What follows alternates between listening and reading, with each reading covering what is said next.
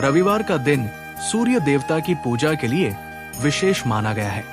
जीवन में सुख समृद्धि, धन संपत्ति, उत्तम स्वास्थ्य और शत्रु बाधाओं से रक्षा के लिए रविवार का व्रत अत्यंत फलदायी होता है। जो व्यक्ति श्रद्धा और नियम से इस व्रत को करता है और व्रत कथा सुनता है, उसकी सभी मनोकामनाएं पूर्ण होती है। उसके जीवन में मान सम्मान, धन, यश और शांति का वास होता है। रविवार व्रत की विधि इस प्रकार है। इस व्रत को आप 12, 30 या पूरे 1 वर्ष तक प्रत्येक रविवार कर सकते हैं। रविवार को सूर्योदय से पूर्व उठें, स्नान करके स्वच्छ लाल रंग के वस्त्र पहने, घर में किसी पवित्र स्थान पर सूर्य देव की स्वर्ण निर्मित मूर्ति या चित्र स्थापित करें। फिर विधि पूर्वक पुष्प, अक्षत, धूप दीप आदि से भगवान सूर्य का पूजन करें। पूजा के बाद रविवार व्रत की कथा अवश्य सुनें। कथा के उपरांत भगवान सूर्य की आरती करें। इसके बाद ओम हरा हरि हरौं से सूर्याय नमः मंत्र का 3, 5 या 12 माला जप करें। मंत्र जाप के पश्चात शुद्ध जल, चंदन, अक्षत, लाल पुष्प और दूर्वा से सूर्य देव को अर्घ्य अर्पित करें। दिन में एक बार सात्विक भोजन करें या फलाहार लें। भोजन में गेहूं की रोटी, दलिया, दूध, दही और चीनी का सेवन करें। विशेष ध्यान रखें, रविवार के दिन नमक न खाएं। इस प्रकार श्रद्धा और नियम से रविवार का व्रत करने पर सूर्य देव की कृपा बनी रहती है और जीवन में सुख, शांति, ऐश्वर्य व आरोग्यता प्राप्त होती है। आइए अब कथा आरंभ करते हैं। प्राचीन समय की बात है। एक बुढ़िया थी जो बड़े ही श्रद्धा और नियम से हर रविवार को सूर्य भगवान का व्रत करती थी। वो सूर्योदय से पहले उठ जाती, स्नान करके आंगन को गोबर से लीपती, स्वच्छ करती और फिर सूर्य भगवान की पूजा करती। इसके बाद कथा सुनकर भगवान को भोग लगाती और दिन में एक बार भोजन करती। उसकी श्रद्धा और भक्ति से सूर्य भगवान अत्यंत प्रसन्न थे। उसका घर धन धान्य से भरपूर था और वो हर प्रकार के दुख और चिंता से मुक्त थी।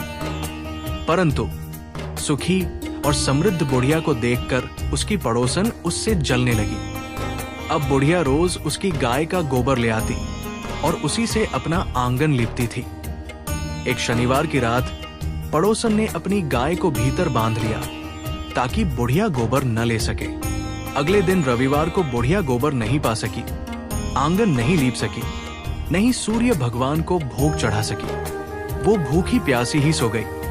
रात्रि में सूर्य भगवान ने उसे स्वप्न में दर्शन दिए और पूछा, माँ, आज व्रत क्यों नहीं किया? बुढ़िया ने सारी बात बता दी।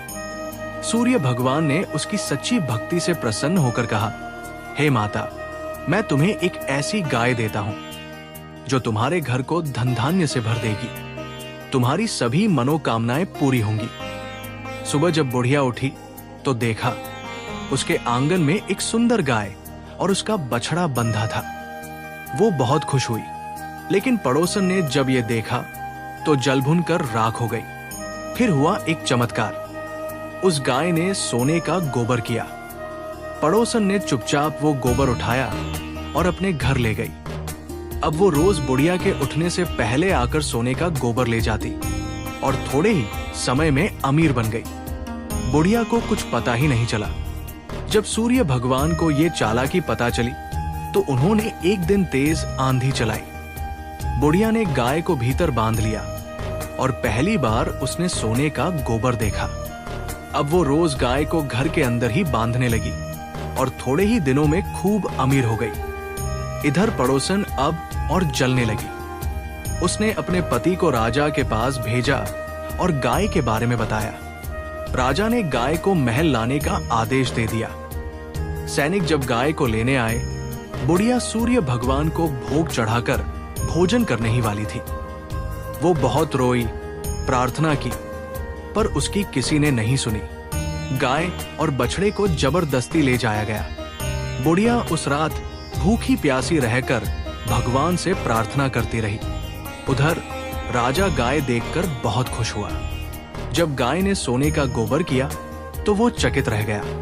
लेकिन उसी रात सूर्य भगवान ने उसे स्वप्न में चेतावनी दी, हे राजन, ये गाय मेरी भक्त की है। यदि तुमने इसे वापस नहीं किया तो तुम्हारे राज्य पर विपत्ति आ जाएंगी। राजा डर गया। सुबह होते ही उसने गाय और बछड़ा बुढ़िया को लौटा दिया, क्षमा मांगी और बहुत सा धन भी दिया। साथ ही पड़ोसन और उसके पति को उनके बुरे कर्मों की सजा दी। इसके बाद राजा ने पूरे राज्य में घोषणा करवाई कि हर स्त्री पुरुष रविवार का व्रत करें। लोगों ने जब ऐसा किया तो सभी के घर धन धान्य से भरने लगे। दुख दरिद्र मिट गया, निसंतान स्त्रियों की गोद भर गई और हर ओर सुख शांति फैल गई। इसलिए कहा गया है, जो श्रद्धा और नियम से रविवार का व्रत करता है उस पर सूर्य भगवान की विशेष कृपा होती है। अगर आपको यह व्रत कथा पसंद आई हो तो लाइक जरूर करें और ऐसी ही पवित्र व प्रेरणादायक कथाएं नियमित रूप से सुनने के लिए हमारे चैनल सीक्रेट ऑफ डिवोशन को सब्सक्राइब करें। इसे अपने मित्रों और परिवार के साथ जरूर साझा करें ताकि वे भी इन दिव्य कथाओं को सुनकर अपने जीवन को सफल और शांतिमय बना सके। आपका एक शेयर किसी की भक्ति की राह आसान कर सकता है। धन्यवाद।